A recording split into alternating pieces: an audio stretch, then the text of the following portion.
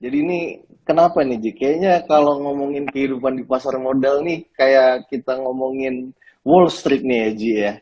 Tapi terus terang deh Ji, ini kan ya ini kita apa namanya sharing-sharing santai aja ya. Maksudnya ini saya sama Aji Hmm, ini terus terang kita satu angkatan ya Ji ya. Masuk Trimegah bareng tahun 2017. Nah betul. mungkin bisa mulai dari lo dulu nih Ji.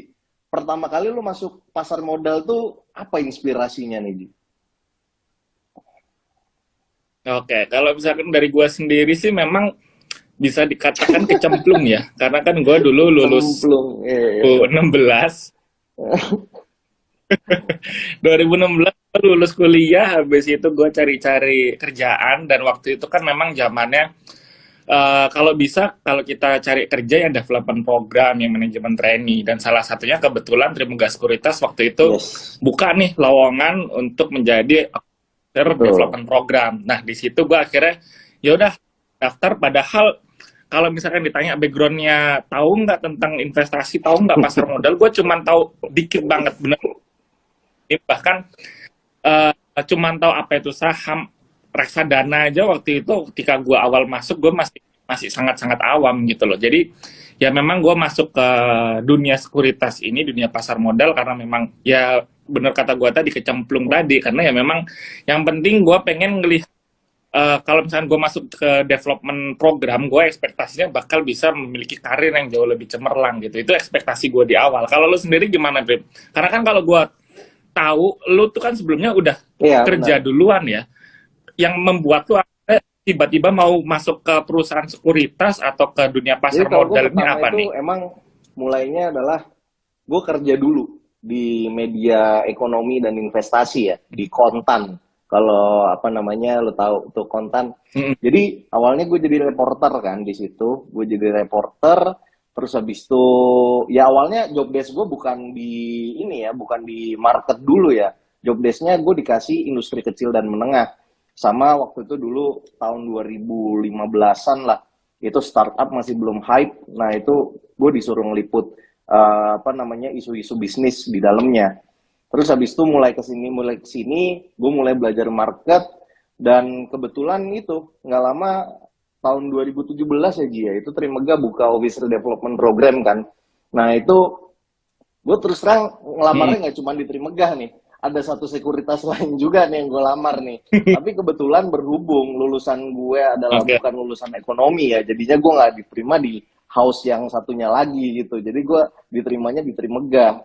Nah tapi ternyata justru malah gue lebih Oh. istilahnya gue rasa ini ODP dan materi-materi yang gue dapet di Trimegah ya, itu justru malah menurut gue kayak bener-bener oke banget nih dari awal. Mulai gue nggak ngerti market sama sekali, mungkin sama kayak lo ya, gue nggak ngerti market sama sekali.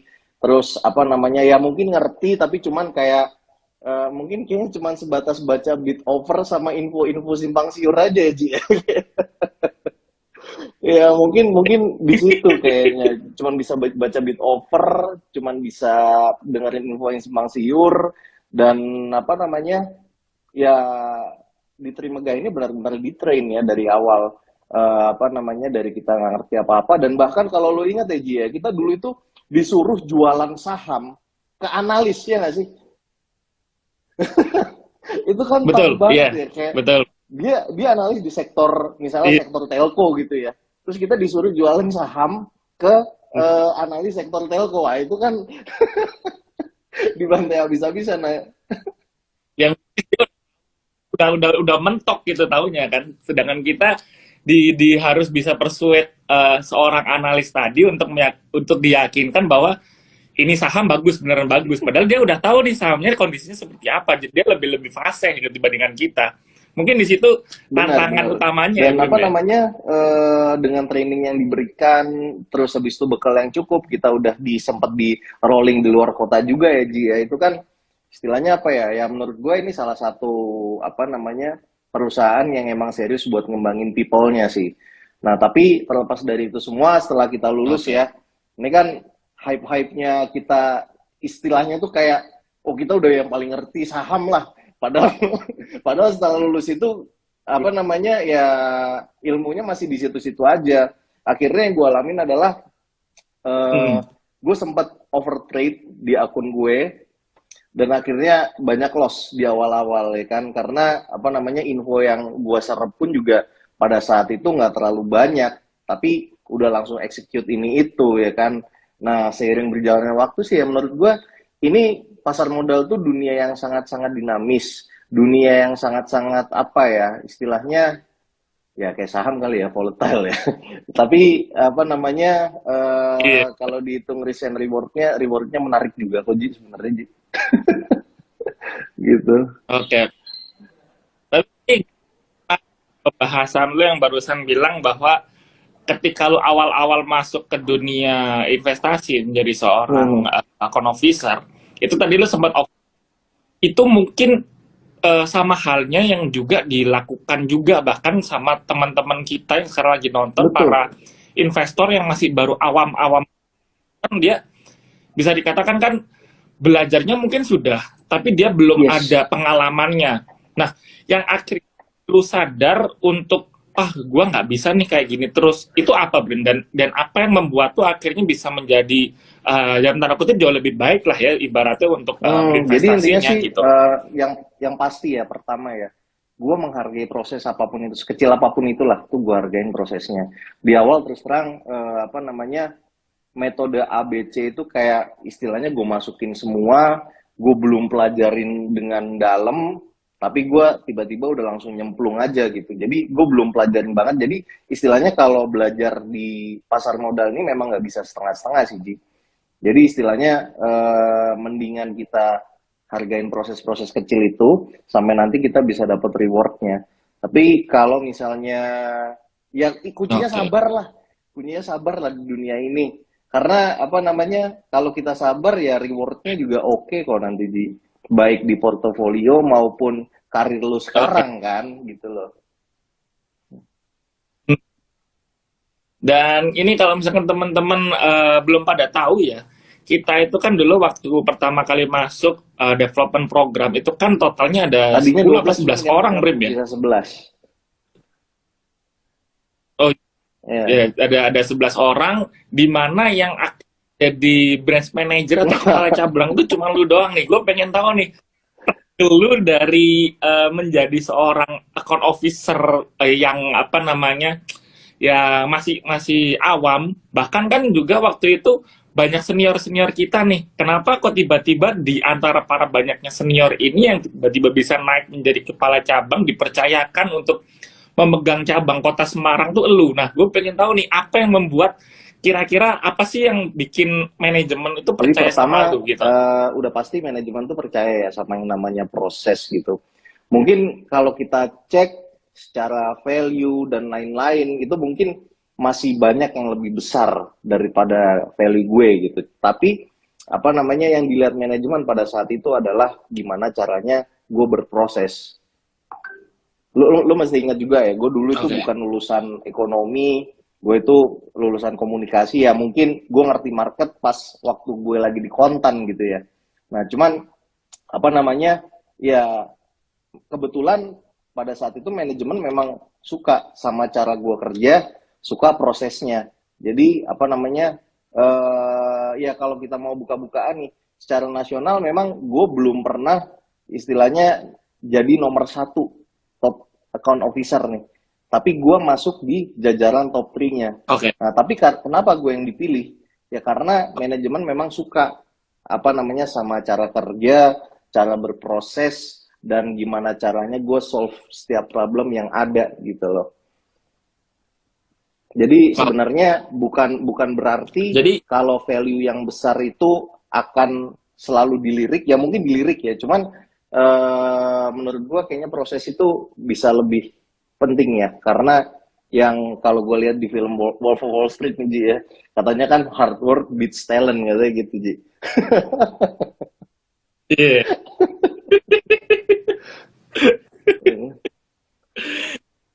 Tapi gue setuju banget, agree banget sama statement lu bahwa memang orang yang bisa berhasil itu mungkin memang orang yang menghargai proses Hmm. itu tadi sendiri ya, karena memang walaupun kita awal nggak tahu apa-apa, asalkan kita tetap mau belajar, kita tetap mau berusaha untuk menjadi lebih baik, mungkin itu bisa dijadikan apa namanya pegangan juga buat teman-teman kalau misalkan kayak ngerasanya kayaknya gue di sini-sini aja ya. Itu as long as kalian mau berproses, mau belajar terus, pasti Betul, akan betul, ada betul. hasilnya berarti Prim Ya ya, di betul awal ya? mungkin lu juga ngerasain kan Ji ya, awal-awal Oke. kita, lu pertama di mana sih? Pekanbaru ya? Pekanbaru kan?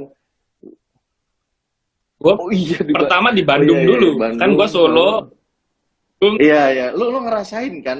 Kayak apa namanya, senior kita value-nya transaksinya udah bio-bioan gitu, kayaknya gampang gitu ya. Kita tuh istilahnya kayak nyari nyari apa Betul. namanya, ratusan aja itu udah susah banget kan Ji.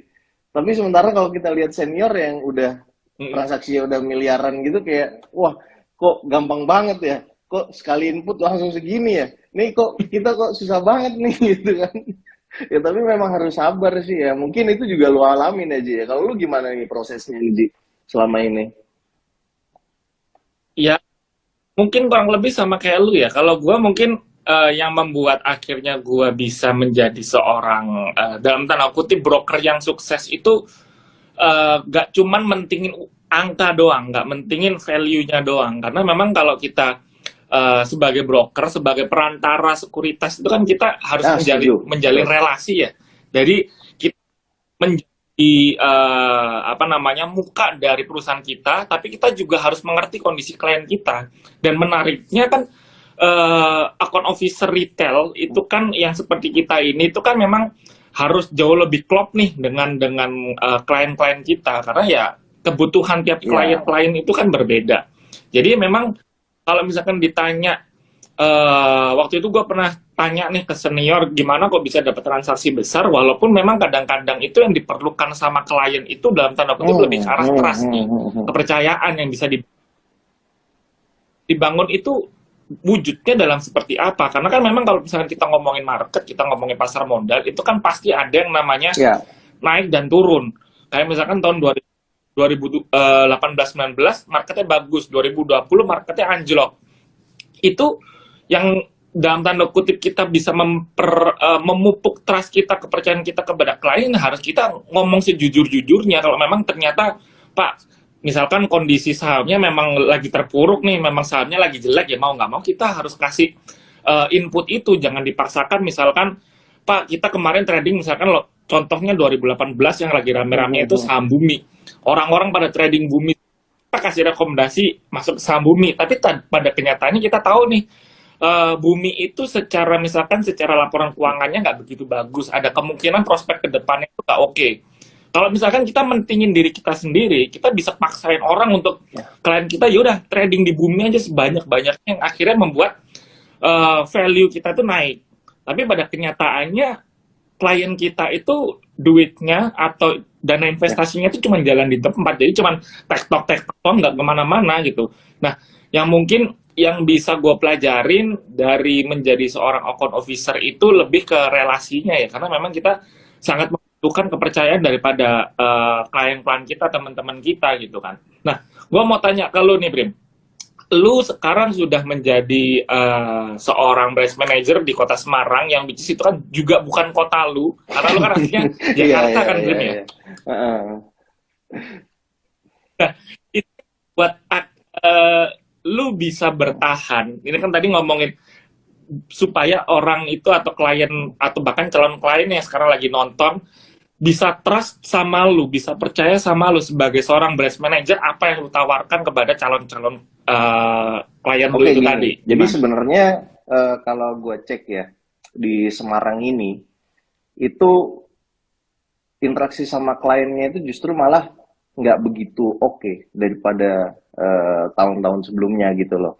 Di satu sisi ya kita tahu lah Ji, istilahnya kayak pandemi, terus habis itu banyak isu-isu ekonomi yang kurang bagus lainnya gitu kan. Itu kan bikin marketnya turun, crash, kayak istilahnya lu sendiri jadi account officer, itu kan lu kayak bingung ya, mau ngomong apa ke klien. Terus lu jangankan ngomong deh, lu datang aja lu takut kan Ji. Kalau misalkan bayangin lu punya apa nih klien portfolio lu katakanlah 20 miliar gitu ya, minus setengahnya gitu. Lu mau ketemu dia sebenarnya juga udah takut kan.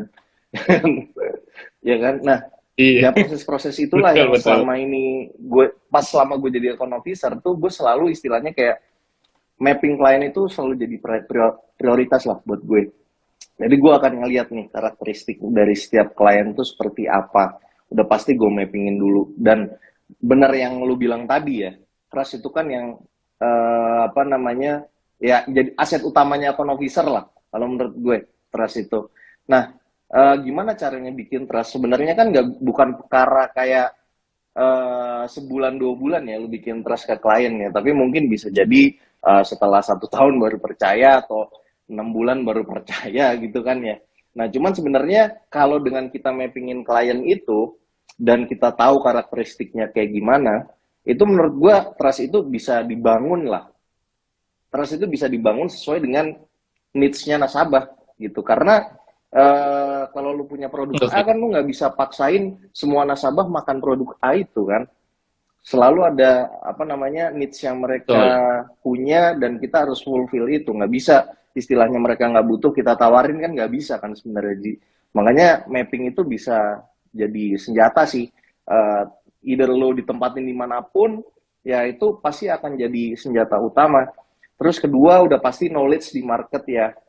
Jadi apa namanya klien tuh suka lah apa namanya kalau mereka dapat insight tapi yang bahasanya nggak terlalu berat dan bisa diterima gitu, gampang gampang untuk dicerna gitu. Nah itu klien suka banget tuh. Jadi apa Hmm. namanya di cabang Semarang ini sering lah beberapa kali kita bikin gathering. Jadi apa namanya ngobrol-ngobrol sama klien dan lain sebagainya untuk sekedar kasih outlook aja, outlook sampai akhir minggu ini gimana, terus habis itu stock picknya gimana, ya tentunya kita udah dimudahkan kan semua itu kan, research report kita dikasih, buka terima ideas juga udah lengkap di situ ya Ji ya. Jadi sebenarnya ya cukup dimudahkan juga dari apa namanya platform diterima baik desktop maupun di apa namanya mobile gitu ya Ji ya. Jadi apa namanya gue ulang nih, pertama itu mapping, terus kedua knowledge, dan yang ketiga itu apa namanya ya nothing tulus aja sih sebenarnya ke kliennya. Jadi apa namanya kita datang ke mereka dan gue percaya nih, gue percaya ada salah satu mantan kepala cabang gue dulu itu pernah bilang gini, klien itu bisa bedain mana account officer yang tulus sama enggak. Itu otomatis sudah termapping Iya. sama mereka gitu loh. Nah, ya udah lu datang aja Ah, ke betul. mereka. Lu datang, lu punya bekal ini, lu datang ke mereka, udah nothing tulus. Lu jangan mengharapkan langsung oke resultnya.